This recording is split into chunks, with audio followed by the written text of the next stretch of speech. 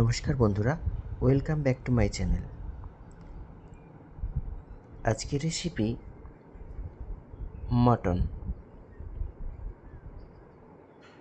এই মটন বা খাসির মাংস বানাতে আমি কড়াইতে বেশ কিছুটা পরিমাণ সর্ষের তেল নিয়ে নেওয়া হচ্ছে।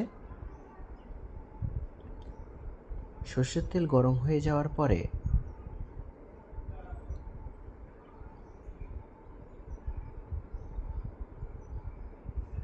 গোটা কিছু মশলা দিয়েছি: শুকনো লঙ্কা, তেজপাতা, এলাচ, জিরে, লবঙ্গ, দারুচিনি।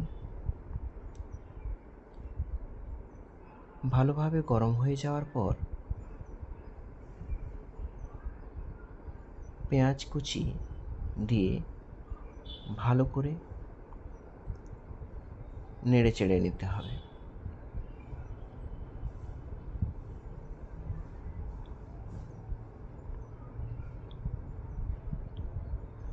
পেঁয়াজটা বেশ কিছুক্ষণ ভাজা ভাজা করতে হবে, যাতে পেঁয়াজটা নরম হয়ে যায়। এবার নরম হয়ে যাওয়ার পরে ওই পেঁয়াজের মধ্যে মটনটা দিয়ে দিতে হবে। মটনটা ধুয়ে পরিষ্কার করে নুন মাখিয়ে রাখা হয়েছিল। এবার ভালো করে পেঁয়াজের সঙ্গে ভেজে নিতে হবে। যেহেতু মটন বেশ কিছুক্ষণ ধরেই কষিয়ে নিতে হবে। এরপরে ওর মধ্যে কিছুটা পরিমাণ আদা পেস্ট দিয়ে আবারও ভালো করে নাড়াচাড়া করে নিতে হবে।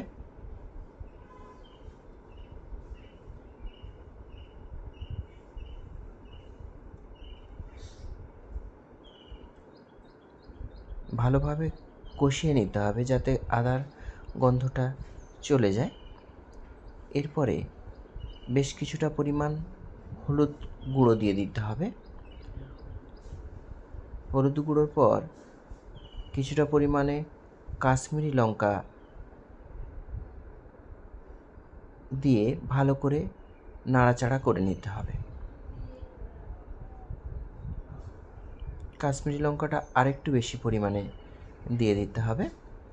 একটা প্যাকেটের পুরোটাই দিয়ে দিলাম। দেওয়ার পর ভালো করে কষিয়ে নিতে হবে।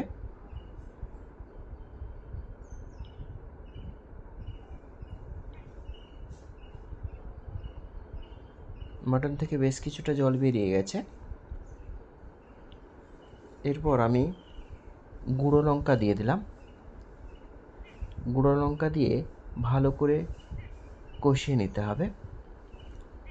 ভালো করে কষানো হয়ে গেলে এর মধ্যে রসুন পেস্ট দিয়ে দিতে হবে এবং কাঁচা লঙ্কা পেস্ট দিয়ে আবারও ভালো করে নাড়াচাড়া করে কিছুক্ষণের জন্য রেখে দিতে হবে।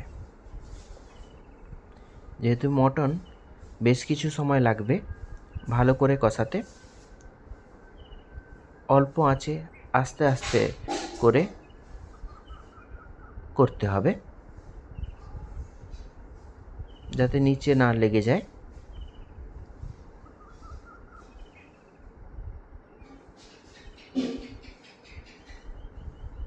বেশ কিছুক্ষণ কষিয়ে নেওয়ার পরে যখন মশলা প্রায় গায়ে গায়ে লেগে আসছে,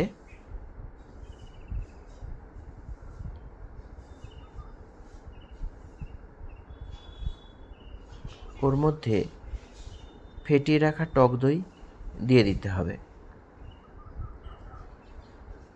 ফেটিয়ে রাখা টক দই দিয়ে ভালো করে কষিয়ে নিতে হবে।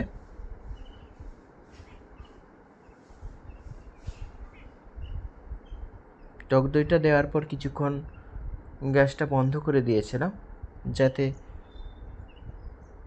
টক দইটা ফেটে না যায়। এরপর আবার গ্যাসটা জ্বালিয়ে ভালো করে নেড়ে চেড়ে ওর মধ্যে ধনে গুঁড়ো দিয়ে দিলাম। ধনে গুঁড়ো দেওয়ার পর আবারও ভালো করে নাড়াচাড়া করতে হবে। ভালোভাবে নাড়াচাড়া করে কিছুক্ষণের জন্য রেখে দিতে হবে।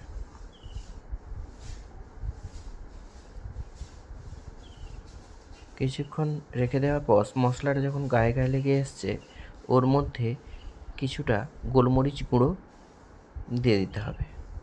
দেওয়ার পর কিছুটা পরিমাণে গরম জল দিয়ে ভালো করে নাড়াচাড়া করে কিছুটা কাঁচা লঙ্কা দিয়ে ফুটতে দিয়ে দিতে হবে। ঢাকনা চাপা দিয়ে ফুটতে দেওয়া হয়েছিল। এরপরে আমার মটন রেডি। আমার এটা স্কিপ হয়ে গেছে, দেখানো নেই। এটা যে মটনটা রেডি হয়ে গেছে। আপনার বাড়িতে অবশ্যই এইভাবে ট্রাই করবেন, খেতে দারুণ হয়েছিল। গরম গরম ভাতের সঙ্গে পরিবেশন করবেন, একদম জমে যাবে। ভালো লাগলে অবশ্যই শেয়ার এবং সাবস্ক্রাইব করবেন।